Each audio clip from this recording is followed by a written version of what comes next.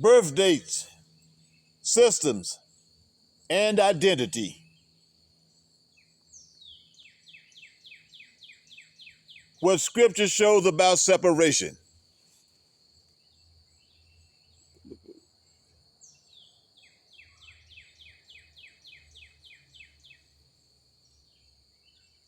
I want to deal with a simple question that exposes a much bigger structure. Do all the systems in the Western world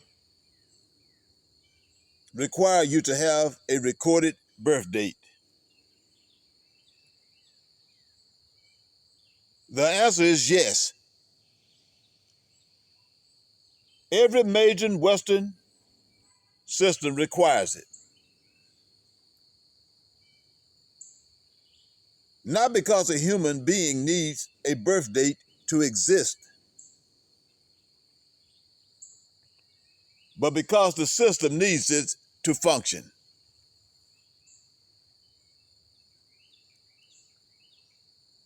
Government, banking, healthcare, education, employment, insurance, identification, and travel.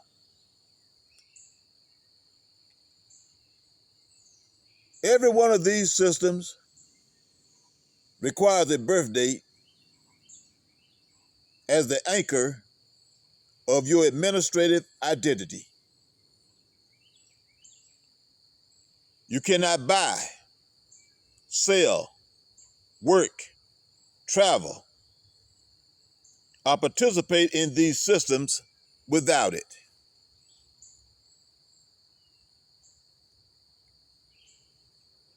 But here's the deeper layer. Every Western birth date is recorded using the Gregorian calendar, a calendar built on solar cycles,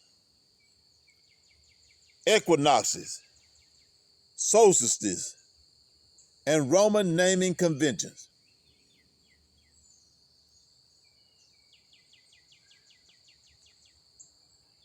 People may reject astrology, but the system timestamps their identity using a sky-based calendar.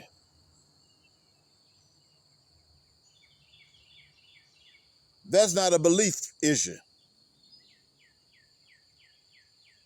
That's a structural fact.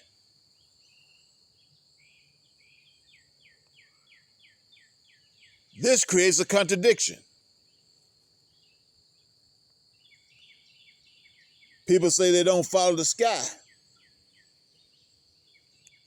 but their entire administrative identity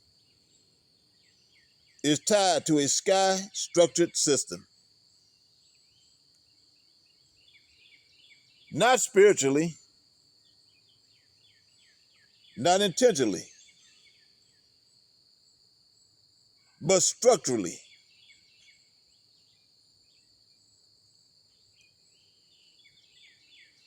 Now, Scripture never records the birth dates of the righteous.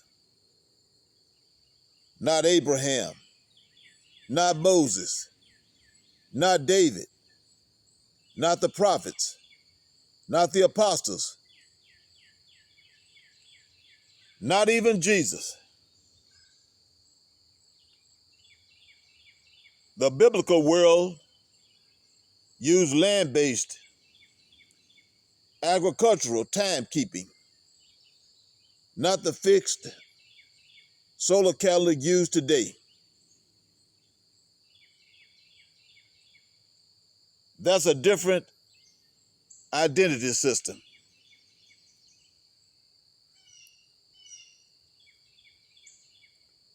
Baruch 3, verses 8 through 14, describes captivity that comes from walking after the systems and ordinances of the nations. It says we are in our captivity because we abandon the wisdom that leads to life.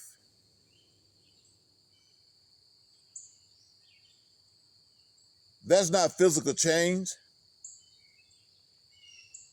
That's identity captivity. When you let a system define you, shape you, and tell you who you are, you live in its structure.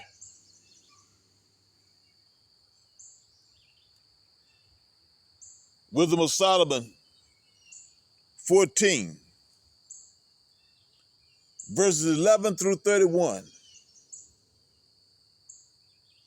explains how man-made systems create idols without people realizing it. It says these systems become normal and people participate in them unknowingly. That's identity shaped by structure, not belief.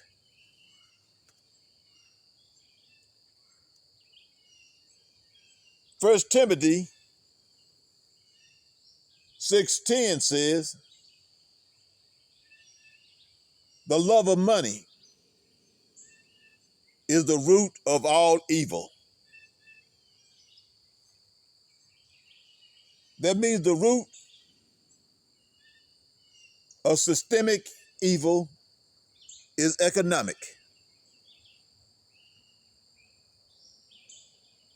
Revelation 13, verses 15 through 18, shows a system where buying and selling depends on participation in an identity structure.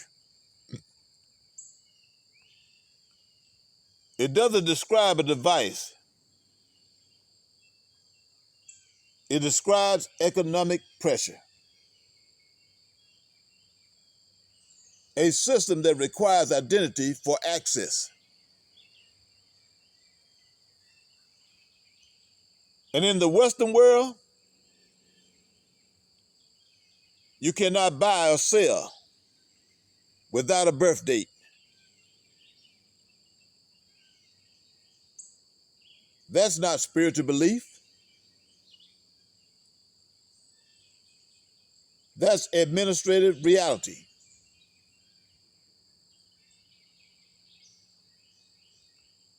It matches the pattern of economic identity system described in Scripture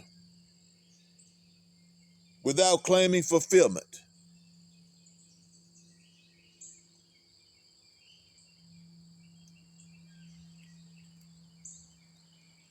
Jesus addressed this same structure when they brought him a coin.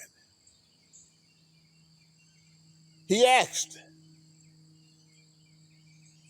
whose image and inscription is this? He wasn't talking about taxes.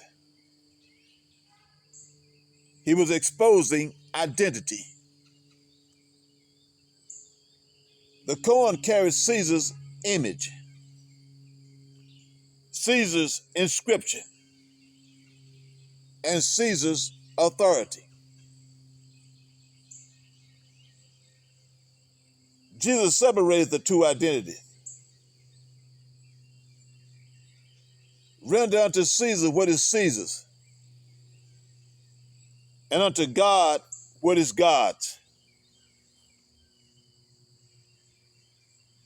Meaning, if it carries Caesar's image, it belongs to Caesar's system.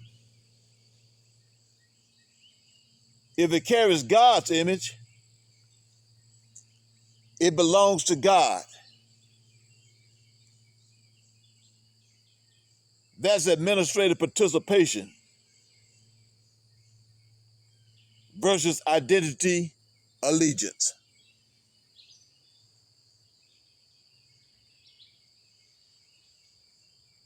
You can use the system tools without letting the system define you. You can use the system dates without letting the system claim your identity. You can give the system what belongs to the system and give God what belongs to God, yourself.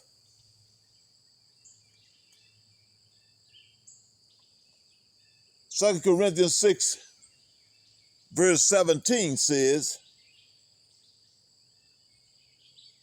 come out from among them and be separate. That's not about running away from society or refusing paperwork. It's about refusing to let the system define your identity. You can use a system administrative requirements without letting that system tell you who you are.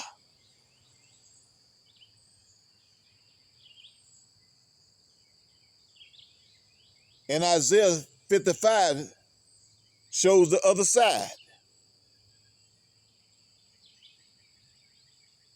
God's provision that does not depend on the system. Come by without money. That's not deception. That's not rebellion. That's God showing that life does not depend on the structures people build. It's a reminder that identity and provision come from Him, not from the calendar, not from the timestamp, and not from the system.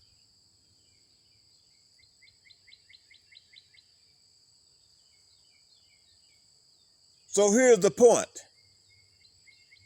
straight and clean. You don't have to lie.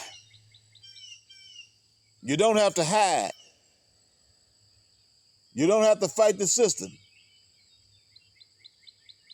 You simply refuse to let the system define your identity. You use what is required administratively, but you anchor your identity in God's wisdom, God's timing, and God's voice.